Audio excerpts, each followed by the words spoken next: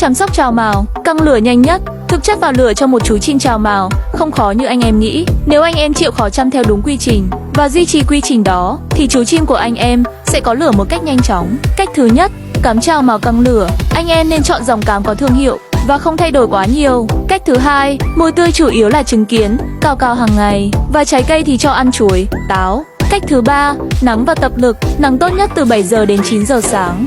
Tập lực, các lồng lực 60 và 1 mét, giúp chim có thể lực và mạnh khỏe hơn.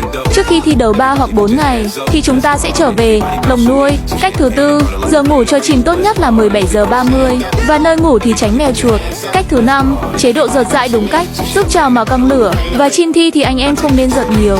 Một điều cần lưu ý rằng anh em cần kiên trì và chịu khó chăm thật kỹ thì việc vào lửa cho một chú chim trào mào không có gì là khó. Chúc anh em thành công.